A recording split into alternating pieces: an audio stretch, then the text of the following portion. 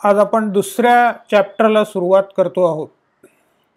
पहिल्या चॅप्टरमध्ये आपण हक्कांची संकल्पना पाहिली, हक्कांचे सिद्धांत पाहिले, हक्कांचं वर्गीकरण पाहिलं.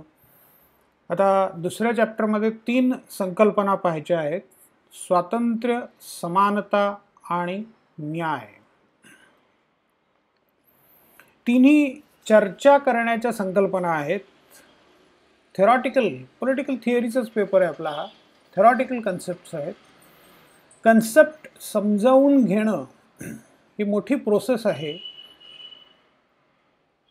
आपण आत्ता चर्चा करणार ती चर्चा तुम्ही ऐकणार, पाहणार, वाचणार त्याच्या संबंधाने. ती इंटरनलाइज करणं म्हणजे त्याच्यावर संस्कार तुमच्या मेंदूच्या आधाराने तुम्ही केले पाहिजे. म्हणजे थोडक्यात साध्या भाषेत बोलायचं तर थोडंसं डोकं लावलं पाहिजे, डोकं वापरलं पाहिजे, प्रोसेसिंग केलं पाहिजे. ते प्रोसेसिंग केल्यानंतर त्याचा अर्थ तुम्हाला कळेल आणि मग तुम्ही काहीतरी आउटपुट देऊ शकाल. एका देवळामध्ये ऐकलेली कथा आहे. मुद्दाम सांगतोय देवळामध्ये ऐकलेली, कारण संदर्भ थोडेसे विचित्र वाटण्याची शक्यता आहे आणि त्यामुळे माझ्याबद्दल काही गैरसमजुती होण्याच्या पण शक्यता आहेत. म्हणून सुरुवातच करतोय अशी की एका देवळामध्ये एका प्रवचनकाराकडून ऐकलेली कथा आहे. एक साधू होते आणि त्यांचे बरेच शिष्य होते. त्यातलाच एक शिष्य, त्याला असा अनुभव यायला लागला की आपण किती वर्ष झाले आपण यांचं कथा ऐकतोय.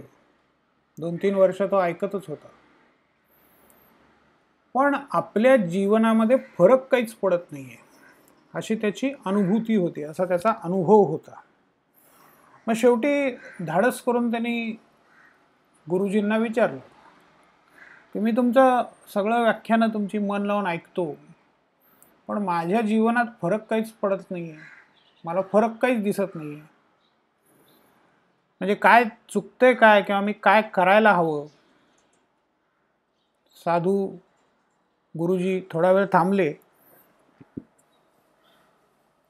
आणि त्याला म्हणाले, मी सांगतो तसं कर. एक दारूची बाटली घेऊन ये. तो दारूची बाटली घेऊन आला.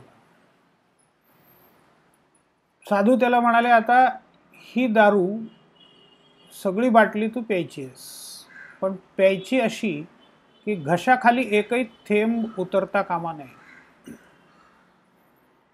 म्हणजे काय करायचं तर थोडक्यात तोंडात घ्यायचं आणि परत फेकून द्यायचं. शिष्याला काही कळे ना, गोंधळ झाला त्याच्या मनात. तो म्हणाले, तू असं कर म्हणजे मी तुला सांगतो पुढे काय करायचं, या त्याचा अर्थ काय, त्याचं कारण काय, ते सगळं तुला कळेल. आज्ञाधारक शिष्य आणि थोडासा आशावादी पण होता. त्याला काहीतरी जीवनात बदल वगैरे करून घ्यायचा होता आणि या गुरूंचं ऐकल्याने होईल असं त्याला वाटत होतं. त्याच्यामुळे त्याने गुरु सांगतील तसं केलं. तो तोंडात दारू घ्यायचा, थोडा वेळ खळबळ करायचा आणि फेकून द्यायचा, चूळ भरायचा, परत थुंकून टाकायचं. घशाखाली त्याने उतरू दिलं नाही. गुरु म्हणतील तसं केलं. सगळी बाटली संपल्यानंतर गुरूंनी विचारलं, चढली का तुला दारू? शिष्य म्हणाला, कशी चढेल महाराज, एक थेंब सुद्धा मी घशाखाली उतरू दिला नाही तर चढणार कशी? मग गुरु म्हणाले, माझ्या व्याख्यानांबद्दल तू हेच करतोयस, एक कण सुद्धा तू डोक्यामध्ये जाऊ दिलेला नाहीयेस, डोक्यापर्यंत पोचू दिला नाही, त्याच्यावर कुठलं प्रोसेसिंग केलं नाही. या कानाने ऐकायचं आणि या कानाने सोडून द्यायचं. अशी 2 वर्ष काय 100 वर्ष जरी तू ऐकत राहिलास तरी फरक काहीच पडणार नाही. शब्द तुझ्या कानावर पडतील. शब्दांचा अर्थ समजावून घेणं, त्याचं विश्लेषण करणं, त्याच्यातला आपल्याला हवा तो भाग, म्हणजे तुम्हाला प्रश्न पडले पाहिजे. कुठली गोष्ट स्वीकारायची, कुठली नाकारायची, का स्वीकारायची आणि का नाकारायची, किंवा कोणत्या गोष्टीमध्ये कसा बदल करून स्वीकारायचं किंवा बदल करून नाकारायचं. पण ही प्रक्रिया आहे, ही प्रक्रिया सगळी काहीतरी तू फॉलो केली पाहिजे. तू करतच नव्हतास, त्यामुळे तुला काही कळतच नव्हतं. अतिशय इंटरेस्टिंग उदाहरण मला वाटतं आणि मलाही तुम्हाला हेच सांगावं असं वाटतं की आता ऐकल्यानंतर सोडून देणं हे सोडून द्या. ऐकून त्याच्यावर प्रोसेसिंग करणं हे थोडंसं चालू करा. इंटरनेट तुमच्या हाताशी आहे, मोबाईलमध्ये इंटरनेट आहे आणि त्याच्यावरती शोध घेऊ शकता. करोना काळामध्ये मला तसा काही फायदा झाला किंवा काही चांगल्या सवयी लागल्या त्या अशा की कुठेही बसून मग मी लेक्चर घेऊ शकतो, कुठेही बसून मीटिंग अटेंड करू शकतो. अगदी हायवेवर सुद्धा 2-3 मीटिंग्स हायवेवर बसून अटेंड केलेल्या आहेत. हायवेवरती गाडी चालवता चालवता किंवा म्हणजे शेजारी ड्रायव्हर चालवताना आपण बसलोय आणि अटेंड करतोय. कुठेतरी कुठल्या तरी कार्यक्रमामध्ये बसून शांतपणे मोबाईलवरती पॉवर पॉईंटच्या स्लाइड्स तयार करतोय किंवा असंच मोकळा वेळ सापडला म्हणून कुठेही बसून लेक्चर रेकॉर्ड करतोय आणि लेक्चर अपलोड करतोय. तर तुमच्याकडे प्रचंड संधी आहे. जेव्हा केव्हा मोकळा वेळ मिळेल तेव्हा आपण जे ऐकलंय, आपण जे वाचतो आहोत त्याच्यावर फर्दर प्रोसेसिंग करा आणि मग त्याचा फायदा तुम्हाला होईल. लिहायला शिका, तुम्हाला जे वाटतं ते मांडा आणि चर्चा करा, वादविवादामध्ये भाग घ्या. वादविवाद हे अर्थातच सुसंस्कृत पातळीवरती झाले पाहिजे. वादविवाद याचा अर्थ मीच शहाणा किंवा मला जे समजलं किंवा मला जे पटलं तेच बरोबर, दुसऱ्याचं चूकच, हा वादविवाद नसतो. देवाणघेवाण विचारांची करणं, बदल करण्याची तयारी ठेवणं स्वतःमध्ये, परसुएजन हे दुसऱ्याला समजावून सांगून त्याच्यामध्ये बदल घडवण्याचा प्रयत्न करणं आणि नाही घडला म्हणून फार त्रास न करून घेता पुढे जाणं, हे सगळं करायला शिका. हे सगळं सोशल सायन्सेसच्या दृष्टीने आवश्यक आहे. तर आपल्या मूळ विषयाकडे परत येऊ. स्वातंत्र्य, समानता आणि न्याय. अगदी सुरुवातीला सगळ्यात महत्त्वाची बाब लक्षात घ्या, राजकीय संकल्पना आहे. प्रत्येक व्यक्तीसाठी याचे अर्थ वेगळे असणार आहेत. इथे गणितासारखं नाहीये 2+3, जगभर कुठेही गेलात तरी 5च यायला पाहिजे. स्वातंत्र्य, समानता आणि न्याय इतके पॉलिटिकल आहे की प्रत्येक व्यक्तीसाठी, प्रत्येक जीवासाठी याचा अर्थ वेगळा आहे. आजपर्यंत जगभरात या संकल्पना किंवा या संकल्पनांच्या आधारे, या संकल्पनांसाठी, या संकल्पना लागू करण्यासाठी किंवा लागू न करण्यासाठी प्रचंड हिंसाचार आणि रक्तपात झालेला आहे. जगभरातली उदाहरणं मी तुम्हाला देईन. काही जणांची अशी समजूत असते की स्वातंत्र्य चळवळ वगैरे हे सगळं 1950 पर्यंत होतं. भारताला स्वातंत्र्य मिळालं, सगळं संपलं, बाकी जगातले सगळे स्वतंत्र झाले, असे काही बाळबोध संकल्पना काही जणांच्या असतात. स्वातंत्र्य सगळ्यांना मिळालंय अशी स्थिती आजपर्यंत जगात कधीच आलेली नाहीये. रूसोचं एक प्रसिद्ध वाक्य आहे, human beings are born free but afterwards everywhere in chains. माणसं स्वतंत्र जन्माला येतात पण त्याच्यानंतर लगेचच अनेक बंधनांमध्ये अडकत जातात. बंधनं भरपूर आहेत. कुटुंबाची असतील, जातीची असतील, धर्माची असतील, समाजाची असतील, राज्याची असतील आणि निसर्गाची पण आहेत. अगदी प्रत्येक लहान मूल रडतं म्हणजे काय, स्वातंत्र्यासाठीचा लढा असतो त्याला घराच्या बाहेर जायचं असतं. कॉन्सिक्वेन्सेस माहीत नसतात त्याला, कॉन्सिक्वेन्सेसची पर्वा नसते. त्याला महत्त्वाचं काय वाटत असतं, बाहेर काय आहे ते बघायचंय, बाहेरचं वारं अनुभवायचंय, मुक्त व्हायचंय. आई वडील, भाऊ बहीण, मोठा कोणी असेल, सांभाळायला कोणी असेल, तर ते त्याला बंधनात अडकवून ठेवतात.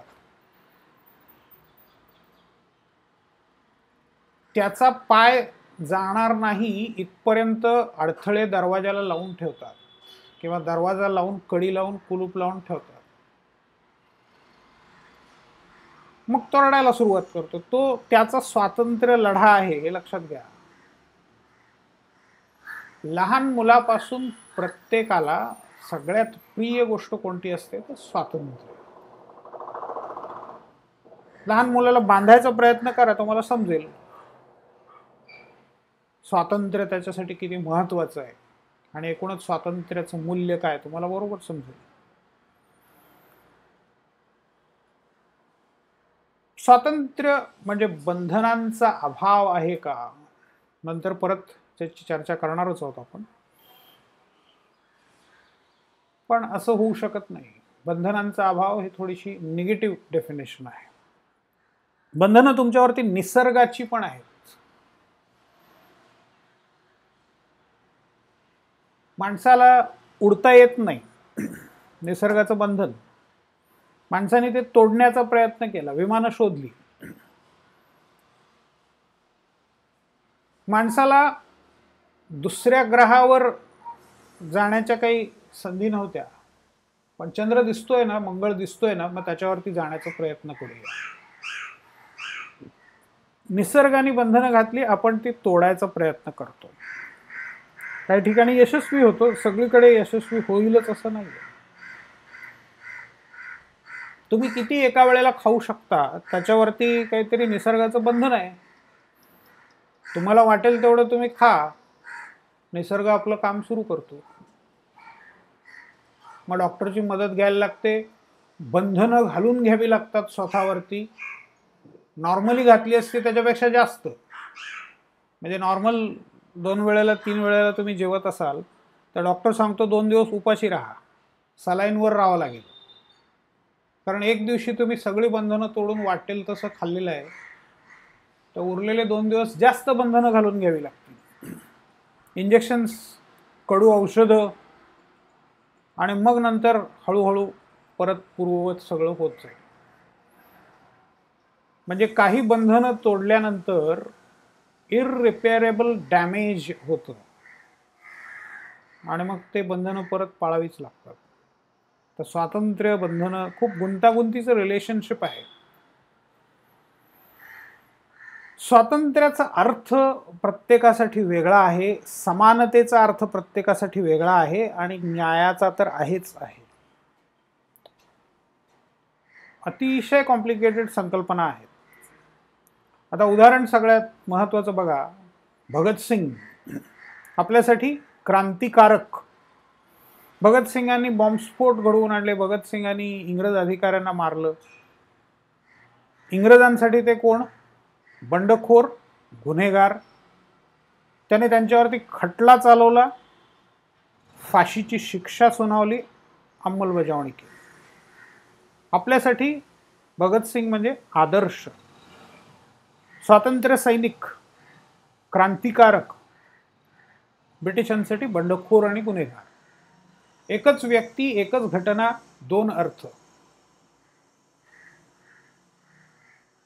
दुसरं उदाहरण बघा, वादग्रस्त. आता इथे वादग्रस्त उदाहरणं बरीच येणार आहेत, कारण मी पहिल्या ओळीपासून सांगतोय की स्वातंत्र्य, समानता आणि न्याय याचा प्रत्येक जीवासाठी अर्थ वेगळा आहे. त्यामुळे वादग्रस्त उदाहरणं येणारच आहेत. आपल्याला फक्त उदाहरणं बघायची आहेत, आपल्याला फक्त संकल्पना शिकायच्या आहेत. कोणाची बाजू घ्यायची नाही आहे किंवा कोणाला विरोध करायचा नाही आहे. संकल्पना समजल्यानंतर तुम्हाला ज्याची बाजू घ्यायची त्याची घ्यायला तुम्ही मोकळे आहात. खलिस्तानची चळवळ, पंजाबमध्ये शिखांसाठी स्वतंत्र राज्य स्थापन करण्याची चळवळ.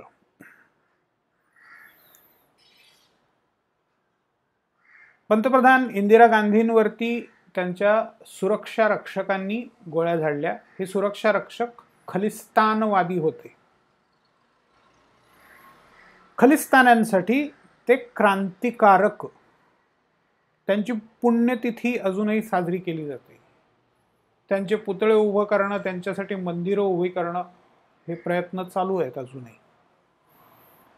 आपल्यासाठी म्हणजे इतर सर्व भारतीयांसाठी हे कोण आहेत?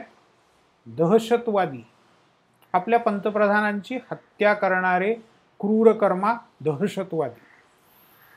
आपण त्यांच्यावरती खटला चालवला, फाशीची शिक्षा त्यांना दिली. म्हणजे एकच घटना, एकच व्यक्ती, परत दोन वेगवेगळे अर्थ. स्वातंत्र्यासाठीचे लढे इतिहासामध्ये सगळीकडे तुम्हाला दिसतील, प्राचीन काळापासून बघत आलात तरी दिसतील आणि जगभर सर्वत्र दिसतील. अमेरिकन स्वातंत्र्य युद्ध, कोलंबसनी अमेरिका खंड शोधला, त्याच्या पाठोपाठ युरोपियन्स तिथे जाऊन वस्ती करायला लागले. ब्रिटिश मोठ्या प्रमाणावर गेले. ब्रिटिशांना जगभरचा अनुभव होता. त्यांनी लगेच तिथे आपल्या वसाहती स्थापन केल्या, वसाहती ताब्यात घेतल्या, त्यांच्याकडून कर वसुली सुरू केली जबरदस्तीने. आणि मग तिथल्या वसाहतींना जेव्हा जाणीव झाली, त्या जेव्हा संघटित झाल्या, एकत्र आल्या, त्यावेळेला त्यांनी ब्रिटिशांविरुद्ध लढा दिला आणि स्वातंत्र्य घोषित केलं. 4 जुलै 1776 या दिवशी अमेरिकेचा स्वातंत्र्य दिन घोषित करण्यात आला. फ्रेंच राज्यक्रांती, फ्रेंच राजा अतिशय मस्तवाल झालेला 16वा लुई, त्याच्या बायकोबद्दलची काही काही विधानं आहेत, दंतकथा असू शकतील, काही जणांचा तसा क्लेम आहे. मारिया अंतान्वेत, लोक तिच्याकडे गेले. राणी, फ्रेंचांची राणी होती. भाकरी मिळत नाहीये, तर तिने उत्तर दिलं, केक खा, भाकरी खाण्याची काय गरज आहे. नंतर असे विधानं बरेच झाले की त्या गरीब बिचारा राणीने काही केलेलं नव्हतं, तिने असं म्हटलेलं नव्हतं, दुसऱ्याच कोणीतरी तिच्या तोंडी ते वाक्य घातलं. पण तो वाद सोडून द्या. फ्रेंच राजा जनतेकडे दुर्लक्ष करत होता, जनतेवर अन्याय करत होता. फ्रेंच व्यवस्थेमध्ये असमानता होती, स्वातंत्र्य संकुचित केलेली होती लोकांची, आणि त्याच्यामुळे क्रांती झाली. त्याच्यामुळे शेवटी राजाला त्यांनी गिलोटिन खाली मारलं आणि सत्ता ताब्यात घेतली. स्वातंत्र्य, समता आणि न्याय यांचा राजकीय सत्तेशी खूप जवळून संबंध आहे. क्रांतीचा आणि या सगळ्या गोष्टींचा परत जवळून संबंध आहे. तर फ्रेंच राज्यक्रांती, स्वातंत्र्य, समानता आणि न्याय, फ्रीडम, इक्वालिटी आणि जस्टिस, या सगळ्या तत्वांसाठी फ्रेंच राज्यक्रांती झाली. रशियामधली साम्यवादी क्रांती 1917 सालात.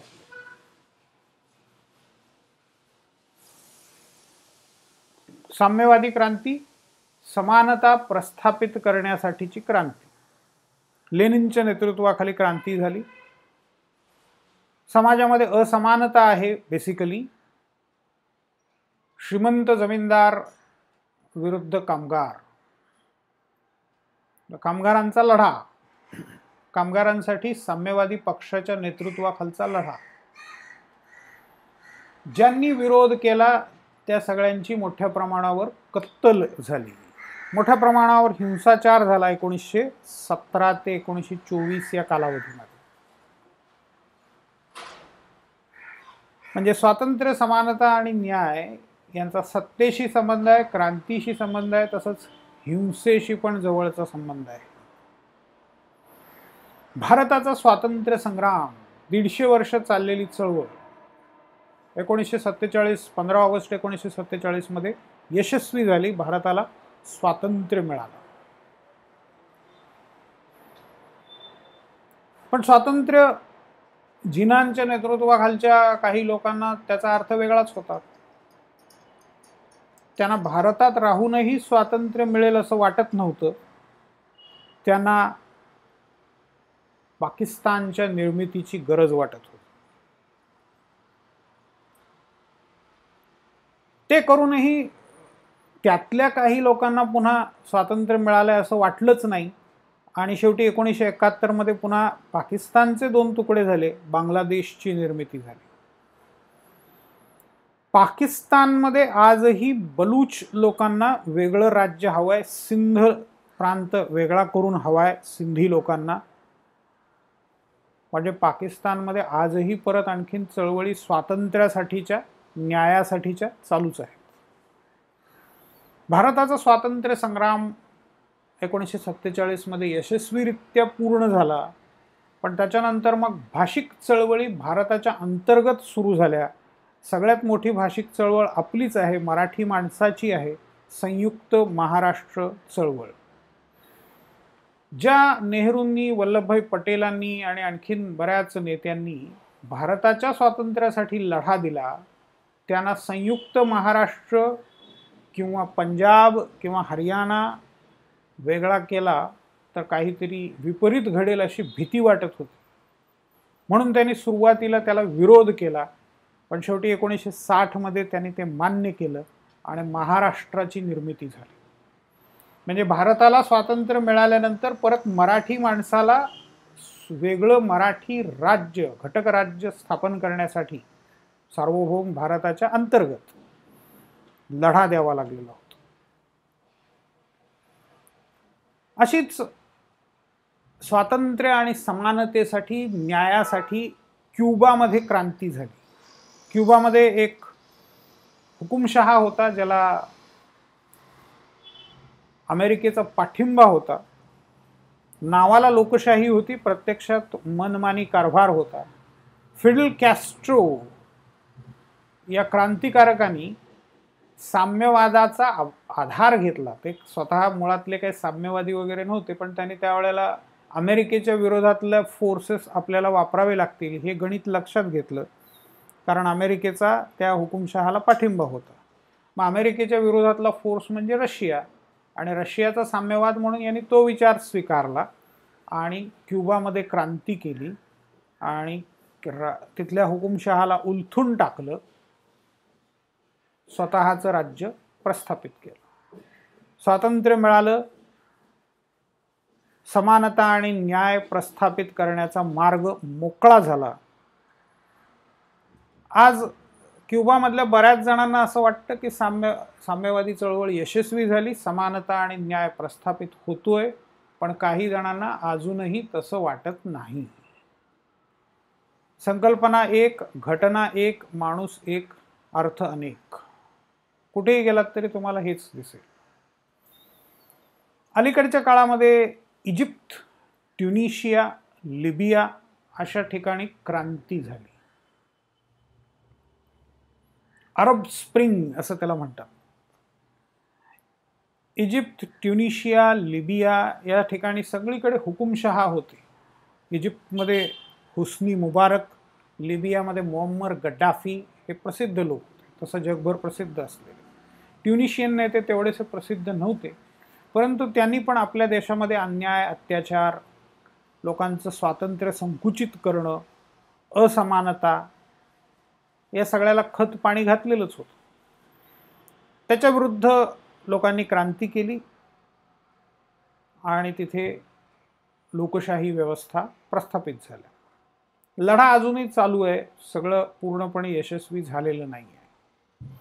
लिबियामध्ये मुअम्मर गडाफीचं नियंत्रण होतं, ते संपल्यानंतर अनेक गट तिथे उभे राहिले आणि त्यांच्यातला आपापसातला संघर्ष अजूनही चालू आहे. अजूनही निर्विवाद किंवा सर्वांना घेऊन जाऊ शकणारा नेता लिबियामध्ये उभा राहू शकलेला नाही.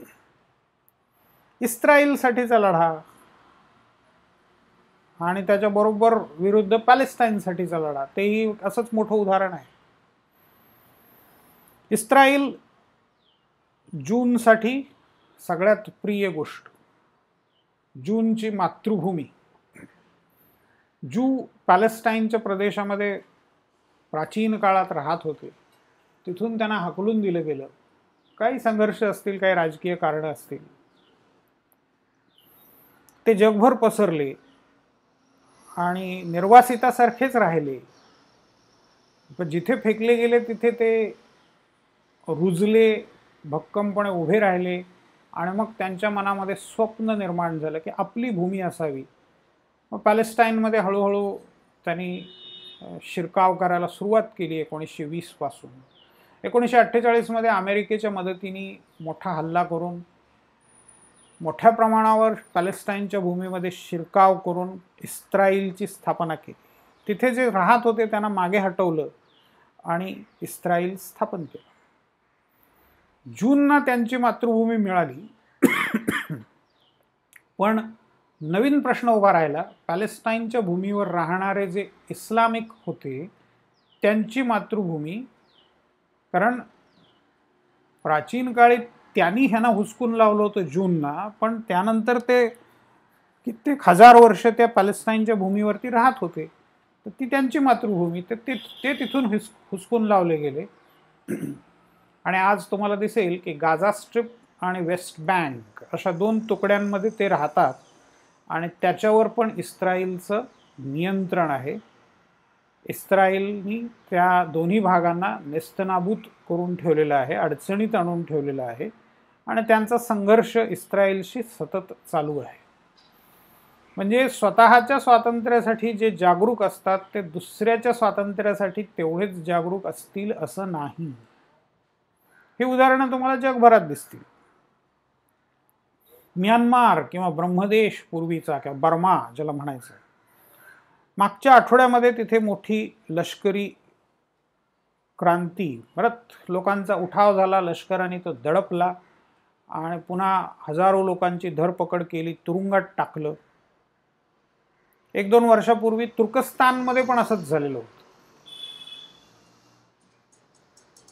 प्रचंड मोठी उलथापालथ झाली आणि ती तेवढ्याच बळाने सत्ताधाऱ्यांनी चिरडून टाकली. अनेकांना तुरुंगात घातलं, अनेकांना मारून टाकलं, अनेकांच्यावर खटले भरले आहेत. माओरी लोकांचा लढा. माओरी न्यूझीलंडमधले मूळ रहिवासी, युरोपमधून धाडसी खलासी तिथपर्यंत पोचले आणि मग त्यांनी तिथे वसाहती स्थापन केल्या, जशा अमेरिकेत केल्या तशा इकडे पण केल्या, ऑस्ट्रेलियामध्ये, न्यूझीलंडमध्ये.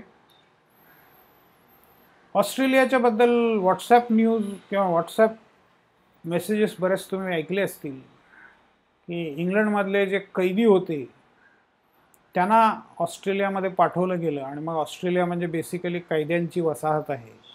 तिथून मग ऑस्ट्रेलिया विकसित होत गेला. मॉडर्न दंतकथा आपण म्हणू शकतो त्याला. कितपत तथ्य असेल त्याच्यात माहीत नाही, पण इंग्लंडवरून माणसं आली आणि त्यांनी ऑस्ट्रेलिया आणि न्यूझीलंड वसवलं, स्थानिकांना हटवलं. स्थानिकांवर ऑस्ट्रेलियामध्ये तर बरेच अत्याचार झाले. स्थानिक लोकांना आपल्या संस्कृतीमध्ये मिसळून घ्यावं यासाठी त्यांनी केलेला एक भयंकर उपाय, म्हणजे अन्यायाची परिसीमा त्याला म्हणता येईल तुम्हाला. स्थानिक लोकांची नव्याने जन्मलेली मुलं थोडीशी मोठी झाली, म्हणजे आईपासून थोडी वेगळी राहायला लागली की त्यांना सरकार उचलून न्यायचं आणि गोऱ्या कुटुंबांमध्ये वाढवायचं. मग त्यांना गोरी संस्कृतीच कळली पाहिजे, त्यांना त्यांची स्थानिक संस्कृती कळायला नको, स्थानिक भाषा नको, आणि पुढची जी काही पिढी असेल ती मग सगळी गोऱ्यांसारखं जीवन जगणारी, स्थानिकांचं जीवन पूर्णतः विसरलेली असेल. असं बरेच वर्ष चाललं. मग त्याच्याविरुद्ध लढा उभा राहिला. आता ऑस्ट्रेलियामध्ये सरकारने या लोकांची माफी मागितलेली आहे आणि वर्षातला एक दिवस, तो तुम्ही शोधून काढा कोणता आहे तो, माफीचा दिवस म्हणून पाळला जातो. आता त्यांना जाणीव झाली की आपण अमानुष कृत्य केलेली आहे. म्हणजे अन्याय किती प्रकारे केला जाऊ शकतो त्याचे ते उदाहरण आहेत. कॅनडामध्ये पण हेच झालेलं आहे. तिथल्या मूळ रहिवाशांवर सुरुवातीला अत्याचार झाले, पण आता सरकार तिथलं जागृत झालंय आणि त्यांना न्याय देण्याचा ते प्रयत्न करतात. न्यूझीलंडमधल्या माओरी व्याख्यात्या एक आलेल्या होत्या, तर त्या अगदी बोलताना सुद्धा रडत होत्या. हे आमचे अनुभव काय आहेत, आम्हाला किती हाल अपेष्टा सहन कराव्या लागल्या, अन्याय सहन करावा लागला, आणि आम्हाला स्वातंत्र्य हवं आहे, आम्हाला आमच्या पद्धतीने जगण्याचं स्वातंत्र्य हवं आहे. मेक्सिकन लोकांचा पण तसाच लढा चालू आहे आत्ता सध्या. ट्रम्प ॲडमिनिस्ट्रेशनच्या काळामध्ये मेक्सिकोमध्ये अमेरिकेने पण अशाच प्रकारच्या काही गोष्टी केल्या, त्याच्यावर परत जगभरातून टीका झाली. मेक्सिकोमधून लोक अमेरिकेमध्ये जाण्याचा प्रयत्न करतात, बेकायदेशीररित्या घुसतात. आंतरराष्ट्रीय कायद्याच्या दृष्टीने तो गुन्हा आहे, हे बरोबर आहे, परंतु लोक असं करतात याचं कारण त्यांना मेक्सिकोमध्ये जगण्याची संधी नाही. मग जीवावर उदार होऊनच माणूस असं करू शकतो की आपल्याला दुसऱ्या देशाच्या लष्कराकडून गोळ्या खायला लागतील हे माहीत असताना सुद्धा जो प्रयत्न करतो तो तशाच कठीण परिस्थितीत जगत असल्यामुळेच करतो. आता ह्या मेक्सिकन लोकांचा लोंढा, जसं आपल्याकडे आपण म्हणतो की बिहारी आणि उत्तर प्रदेशचे लोक येतात, त्यांचा तिकडे नाईलाज आहे म्हणून ते येतात आणि इथे मिळेल त्या पगारावरती नोकरी करायला आणि पडेल ते काम करायला तयार असतात. त्याच्यामुळे तुम्हाला इथे सुद्धा दिसेल की इथल्या दुकानदारांचा, बिल्डर्सचा ॲटिट्यूड असा आहे की बिहारी उत्तर प्रदेशी माणसं ठेवायची, स्वस्तात काम करतात आणि मन लावून काम करतात. अमेरिकेतल्या बॉर्डरवरच्या स्टेट्समध्ये बरेच मेक्सिकन्स घरांमध्ये काम करतात, त्यांना ठेवलं जातं कारण ते स्वस्तात काम करतात. कार्पेंटर असेल किंवा प्लंबर असेल, इलेक्ट्रिशियन असेल, तर ही सगळी छोटी मोठी कामं हे मेक्सिकन्स करतात आणि स्वस्तात करतात. पण मग ट्रम्प यांनी मोठा लढा त्यांच्या विरोधात उभा केला. मग भिंत बांधायचा प्रकल्प, तो भिंत बांधायला पण सुरुवात केली. काही लोकांना पकडलं, त्यांची मुलं वेगळी केली, मुलांना वेगळ्या ठिकाणी, आई बापांना वेगळ्या ठिकाणी, असे काही उद्योग ट्रम्प प्रशासनाने केले. आता नवीन प्रशासनाचं धोरण वेगळं आहे, त्यांनी सगळं बदललं आहे, पण मेक्सिकन लोकांचा लढा चालूच आहे. आफ्रिकेच्या खंडामध्ये अनेक असे लढे आजही चालू आहेत. बोको हराम नावाची एक संघटना आहे नायजेरियामध्ये. आपण सुरुवातीला म्हटलं की न्यायाची संकल्पना प्रत्येकाची वेगळी असते. तर बोको हरामची कल्पना अशी की आमच्यावरती अमेरिकन संस्कृती, युरोपियन संस्कृतीचा पगडा आहे आणि त्याच्यामुळे आमच्या संस्कृती सगळ्या नष्ट होत आहेत, तर त्याच्या विरुद्ध आम्हाला लढा द्यायचा आहे. मग यांनी दहशतवादी संघटना उभी केली, अनेक युरोपियन्स मारले, अमेरिकन्स मारले. अमेरिकन किंवा इंग्रजी शिक्षण असेल किंवा पाश्चिमात्य भाषेचं शिक्षण असेल त्याला विरोध सुरू केला, पाश्चिमात्य संस्कृतीला विरोध सुरू केला. आणि एक अशा लोकांचं असं होतं की जेव्हा ते बंदुकीच्या साहाय्याने कुठली गोष्ट अंमलात आणण्याचा प्रयत्न करतात तेव्हा त्यांना ती सवय लागून जाते आणि मग बंदुकीच्या साहाय्याने आपल्याला बरंच काही करता येतं हे लक्षात आल्यानंतर चांगल्या वाईटाचा काही फरक राहत नाही. मग या बोको हरामनी अतिरेक करत एका शाळेमधल्या सगळ्या मुली पळवल्या. आजपर्यंत त्यांची पूर्णतः सुटका झालेली नाही आहे. या मुलींशी त्यांनी जबरदस्तीने विवाह केले. त्यातल्या काही जणांना त्यांनी सोडलं, आपणहून सोडलं, पण नायजेरियाच्या सरकारला किंवा आजूबाजूच्या देशातल्या कुठल्याही सरकारला, केनिया असेल किंवा आणखीन कोणतं असेल, या लोकांना पकडता आलेलं नाही आहे. हे थोडंसं गूढ वाटण्यासारखं आहे. पण ह्या बोको हरामचा लढा चालू आहे. अनेक ट्रायबल्स आहेत. तर ट्रायबल कॉन्फ्लिक्ट हा आफ्रिकेच्या खंडाचं वैशिष्ट्य आहे. प्रत्येक ट्राईबला असं वाटतं की आपलं वर्चस्व कायम राहिलं पाहिजे आणि आपल्यावर अन्याय होतोय आणि तो दूर केला पाहिजे, आणि मग त्यासाठी ते हिंसेचा आश्रय घेतात आणि कायम लढा चालू असतो. इदी अमीन, युगांडामधले नेते, 60-70च्या दशकामध्ये त्यांना अचानक असं वाटायला लागलं की हे एशियन्स आपल्या देशात घुसले आहेत, त्याच्यामध्ये मॅक्झिमम इंडियन्स होते, त्यांच्यामुळे आपल्या देशातल्या लोकांच्या संधी गायब होत आहेत, असमानता निर्माण होते, अन्याय होतोय, त्यांनी एशियन्स विरुद्ध आंदोलनाला सुरुवात केली. मग पुढे यांचाच सगळा पर्दाफाश झाला आहे, किती क्रूर आहेत आणि किती अन्यायी आहेत. Idi Amin, the rise and fall of Idi Amin picture आहे, त्याच्यामध्ये या गोष्टी दाखवल्या आहेत की जेव्हा नंतर लष्करी उठाव झाला आणि इदी अमीनचं सत्ता उद्ध्वस्त झाली, इदी अमीन पळून गेले, त्यांच्या घरामध्ये ज्या वेळेला मग शोधण्यासाठी लष्कर घुसलं तर त्यांच्या फ्रीजमध्ये माणसांची मुंडकी दिसली. कित्येक माणसं गायब व्हायची. आता नंतर इदी अमीनवरती आरोप केला गेला की हे नरमांस भक्षक होते. न्याय, अन्याय, समानता, असमानता, स्वातंत्र्य, प्रत्येकाच्या संकल्पना वेगवेगळ्या असतात. 1988 पासून सुरू झालेली साम्यवादी व्यवस्थांविरुद्धची क्रांती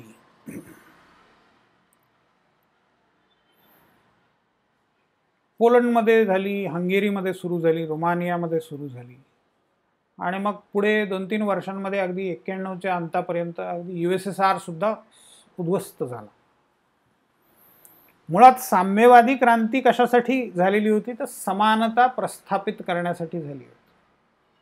पण एक कायदा आहे, लॉ ऑफ अनइंटेंडेड कॉन्सिक्वेन्सेस.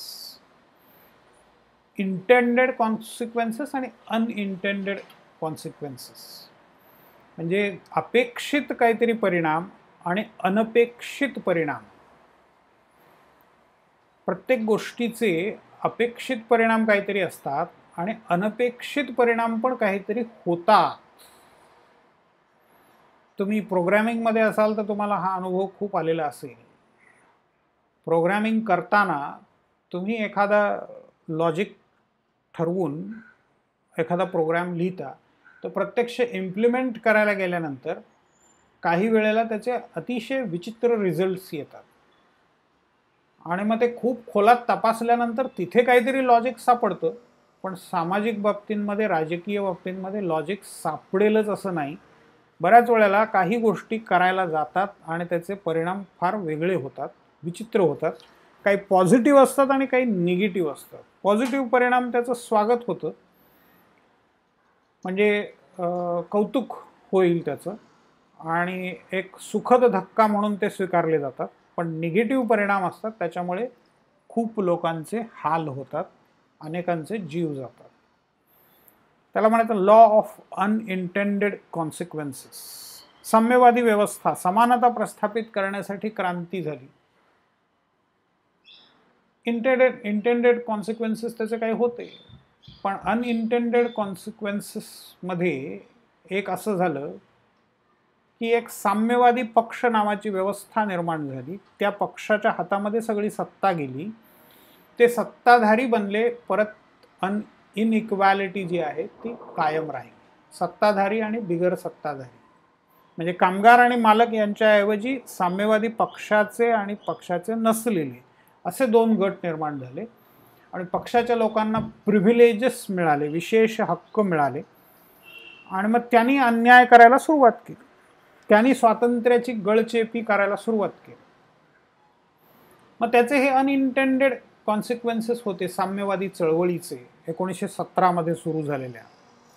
70 वर्षानंतर त्याचा विरोधी मोठ्या क्रांती झाल्या, मोठे लढे झाले आणि मग ती जर्मनीमधली बर्लिनची भिंत असेल ती लोकांनी फोडली, उद्ध्वस्त केली. जर्मनीचं एकत्रीकरण झालं आणि साम्यवादी व्यवस्था बहुतेक सगळ्या ठिकाणच्या संपल्या. मोजक्या साम्यवादी व्यवस्था आज जगात शिल्लक आहेत. त्याच्यामध्ये चीन आहे, क्युबा आहे, व्हिएटनाम, लाओस, मोजक्या व्यवस्था शिल्लक असलेल्या दिसतात. स्त्रीमुक्ती चळवळ अमेरिकेत त्याची सुरुवात झाली, जगभर त्याचा प्रसार झाला. 3 लाटा आत्तापर्यंत त्याच्या येऊन गेलेल्या आहेत. पहिली लाट राजकीय हक्कांसाठीची, दुसरी सामाजिक आर्थिक आणि तिसऱ्या लाटेमध्ये आता सामूहिक असे काही हक्क आणि वेगळ्याच दिशेने आता ती चळवळ गेलेली दिसते. पण जगभरातल्या स्त्रिया या मुक्त नाही आहेत आणि त्यांच्या मुक्तीची चळवळ गरजेची आहे हे याच्यातून दिसतं. स्त्रिया मग ते कुठल्याही देशाच्या असतील, कुठलीही भाषा बोलणाऱ्या असतील, कुठल्याही धर्माच्या असतील, जातीच्या असतील, सुशिक्षित किंवा अशिक्षित, श्रीमंत किंवा गरीब, कोणत्याही गटातल्या असतील तरी त्या पारतंत्र्यात असतात हे वास्तव आहे. फार थोड्या स्त्रियांना खऱ्या अर्थाने मुक्त जीवन आजपर्यंत जगता आलेलं आहे.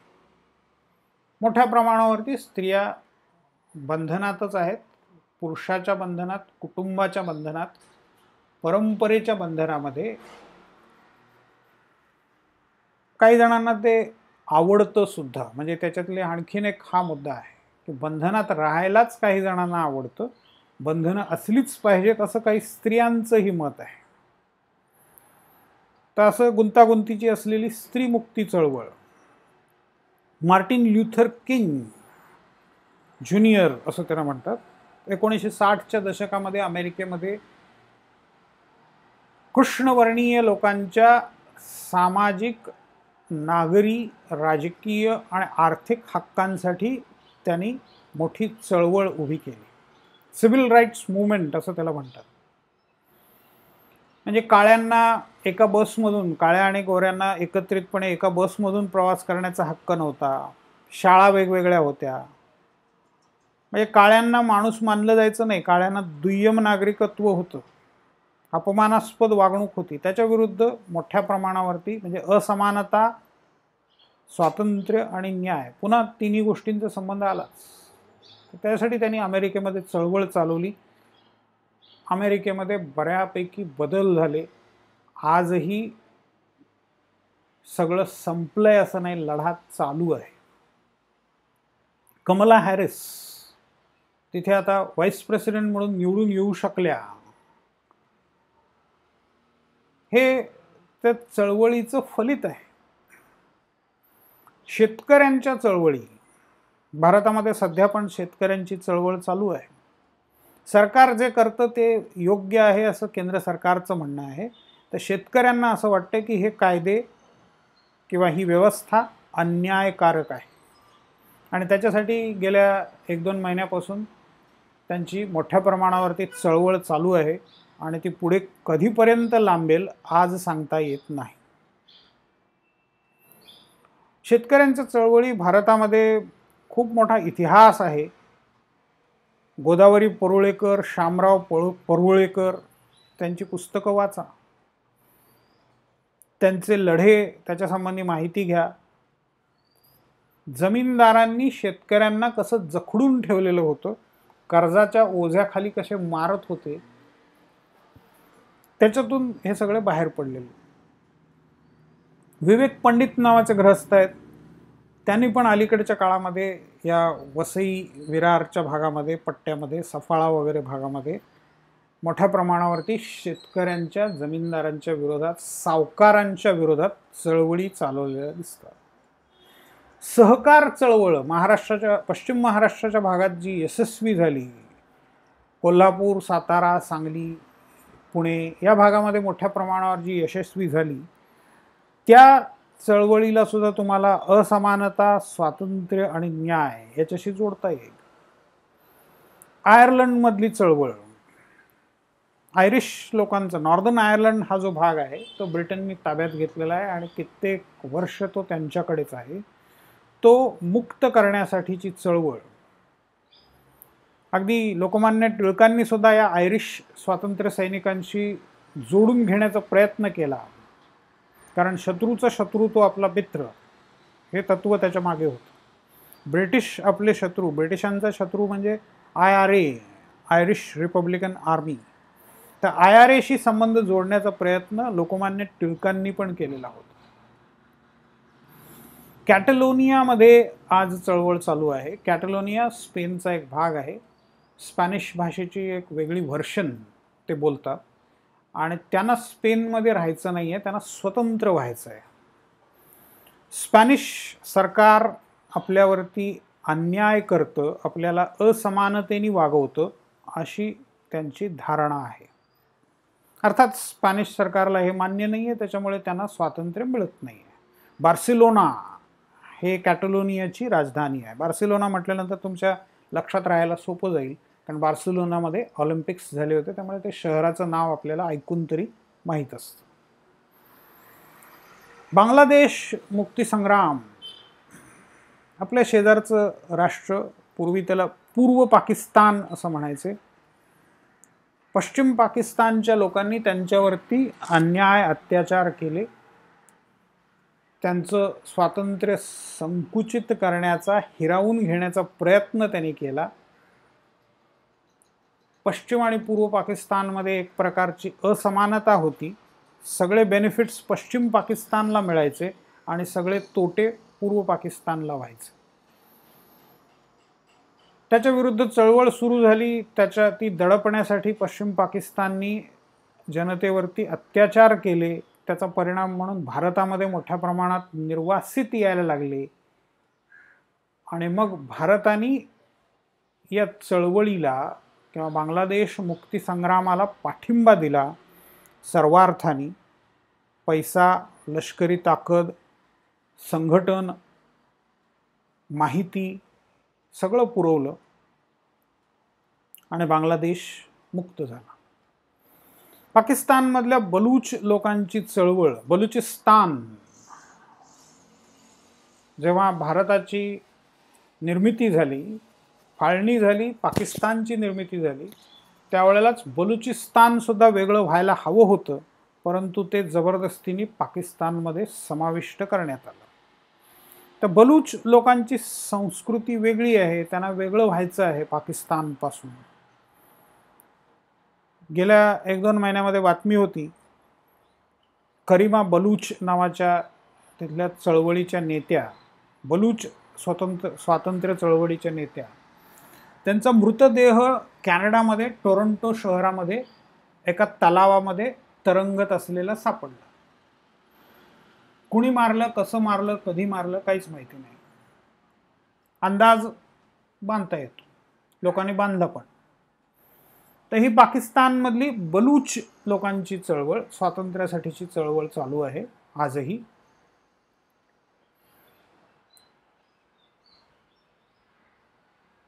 आणखीनही उदाहरणं आपल्याला बरीच बघायची आहेत आणि मग त्यानंतर आपण येऊ ते स्वातंत्र्य, समानता आणि न्याय या संकल्पनांची आणखीन थोडीशी चर्चा, आणि मग तिथे आपला हा चॅप्टर पूर्ण होईल.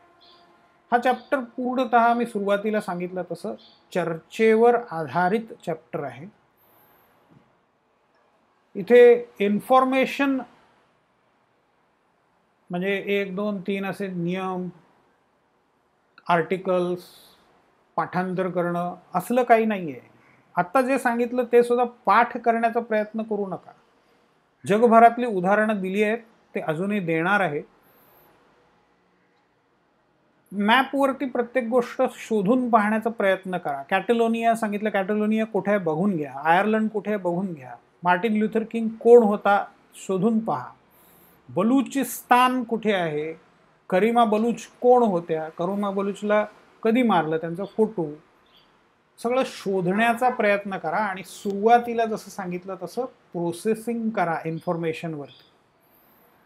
म्हणजे मग कंटाळवाणं वाटणार नाही, त्रासदायक वाटणार नाही. फक्त 4 स्लाइड्सच्या आधाराने आपण जवळपास 48-49 मिनिटं चर्चा केलेली आहे. तर आजचं हे लेक्चर आपण आता इथे थांबू. पुढच्या लेक्चरमध्ये हीच चर्चा पुढे चालू ठेवू.